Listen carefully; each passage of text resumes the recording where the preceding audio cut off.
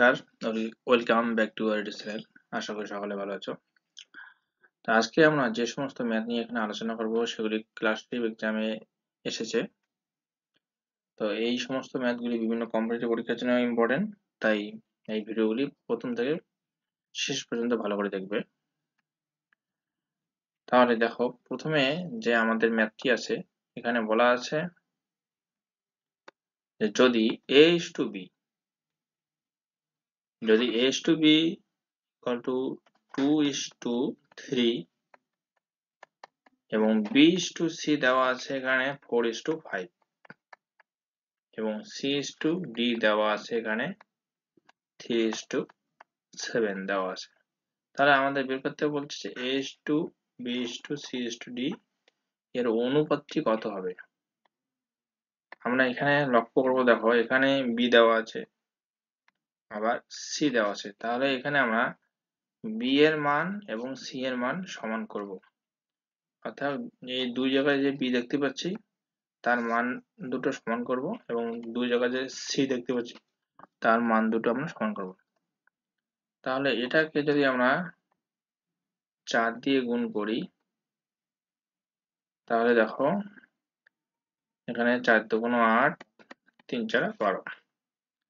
আবার 4:5 কে যদি আমরা 3 দিয়ে গুণ করব, কেননা এখানে আমরা 12 পেয়েছি, তাহলে এখানে আমরা 12 নিয়ে আসবো, অর্থাৎ b এর মান এখানে আমরা 12 নিয়ে আসবো। 12 নিয়ে আসার জন্য এখানে 3 দিয়ে গুণ করবো, তাহলে আমাদের b এর দুই জায়গায় 12 এসে যাবে। তাহলে এখানে 3 4 12 ইস্টু 3 5 আমাদের 15 আসছে। এরপরে দেখো এখানে দুই জায়গায় c আছে, তো এখানে c এর মান 15 পেয়েছি, তাহলে একইভাবে এখানে আমাদের c এর জায়গায় 15 নিয়ে আসতে হবে। তার জন্য এটাকে আমরা 5 দিয়ে যদি গুণ করি তাহলে 3 5 15 এবং 5 7 আমাদের 35 বা অর্থাৎ 35 এসে যাচ্ছে। তাহলে এখানে আমরা a is to b is to c is to d লিখতে পারি। দেখো 8, b এর মান এখানে 12 পাচ্ছি এবং c এর মান এখানে পাচ্ছি 15 এবং d এর মান এখানে পাচ্ছি 35। এরপরে যাচ্ছি আমরা নেক্সট কোশ্চেনে। দেখো আমাদের নেক্সট কোশ্চেনে যেটা বলা আছে যে একটি নৌকা 3 ঘন্টায় স্রোতের প্রতিকূলে 9 কিমি এবং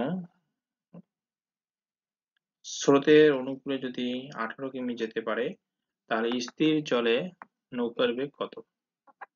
তার স্রোতের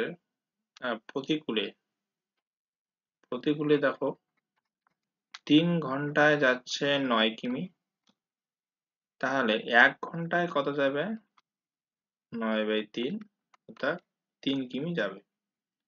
এবার স্রোতের অনুকূলে দেখো 3 ঘন্টায় যদি 18 কিমি যায় তাহলে 1 ঘন্টায় কত যাবে, 18/3 অর্থাৎ 6 কিমি যাবে। এখানে আমাদের বের করতে বলছি স্থির জলে নৌকার বেগ।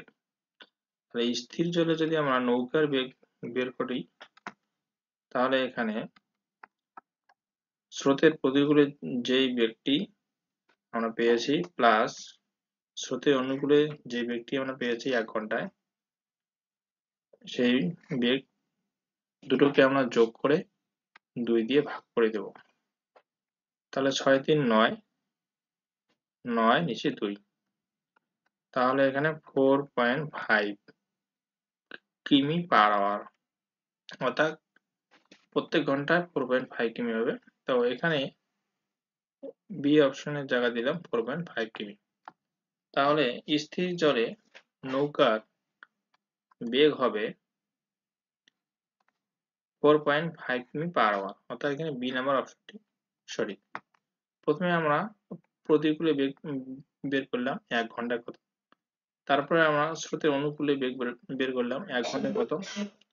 এবার যেহেতু এখানে বের করতে বলবে স্থির জলে নৌকার বেগ, তার জন্য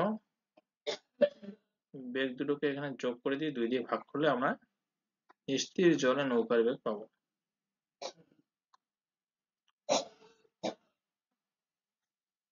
তো এরপরে হচ্ছে আমরা নেক্সট কোশ্চেনে। নেক্সট কোশ্চেন দেখো বলা আছে 45 নাম্বার।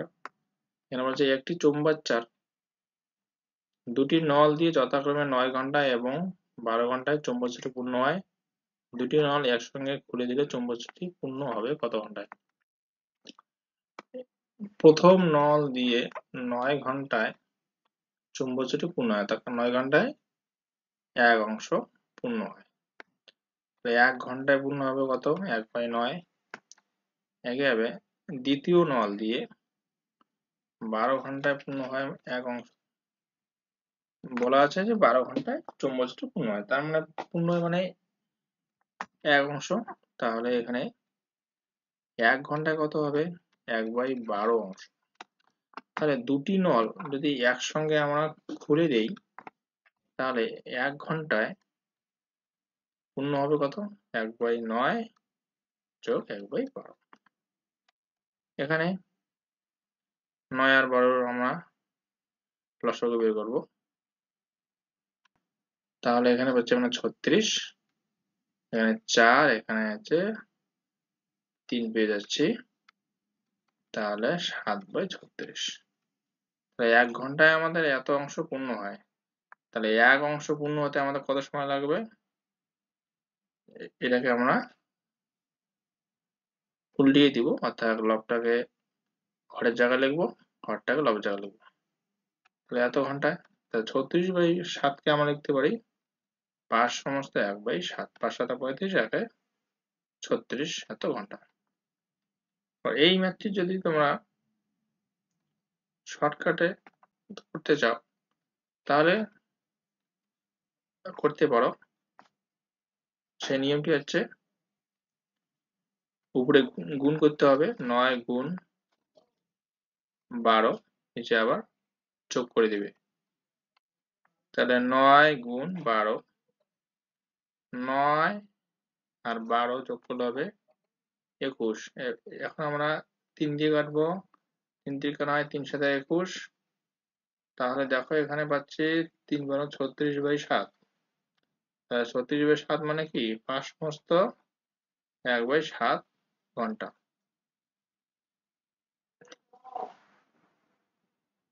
আশা করি এই ভিডিওটি বুঝতে পেরেছো। যদি ভালো লাগে তাহলে লাইক, শেয়ার এবং সাবস্ক্রাইব করতে ভুলবে না। ভিডিওটি দেখার জন্য ধন্যবাদ। পরবর্তী ভিডিওতে আরো নতুন অঙ্ক নিয়ে আসবো।